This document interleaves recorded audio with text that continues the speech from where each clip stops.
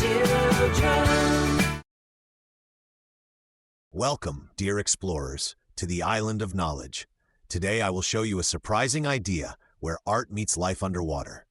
We will look at how underwater sculptures can slowly become homes for many sea creatures, and why they can also help reduce pressure on fragile natural reefs. Come and discover this interesting fact with me. In the Question Grove, I met a vulture and an armadillo. The vulture said underwater sculptures are probably made so fish can look at themselves and practice serious faces. The more faces on the seafloor, the happier the sea animals must be. The armadillo said these statues must work like underwater apartment buildings for rent, because every gap is a ready-made room. Octopuses and small fish are surely just waiting for someone to hand them the keys to their new homes. Their ideas made me smile, but I explained that it is not about mirrors or renting.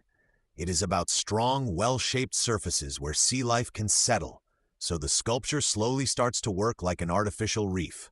Near the knowledge cocoons, I met a macaw and a black panther.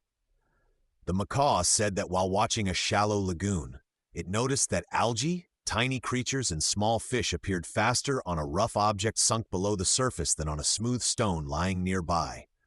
The black panther said it had also seen places where fish gladly swam into cracks and small hidden spaces in hard objects, because these gave them shelter from currents and predators.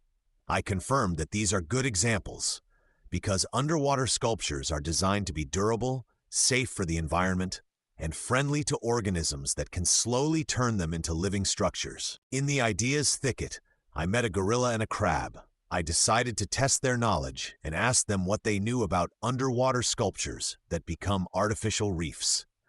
The gorilla answered that such sculptures are made from strong materials that are safe for the sea and placed so they can serve as a surface for algae, corals, sponges, and other living things. The crab added that they can also create new hiding places for animals and help guide some visitors away from more fragile natural reefs, but only when the location and the design are well planned.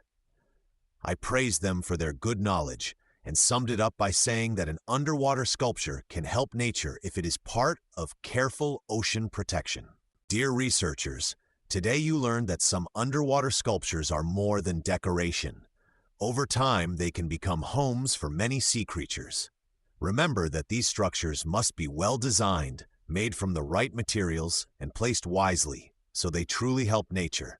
See you on the next exciting trip across the Island of Knowledge.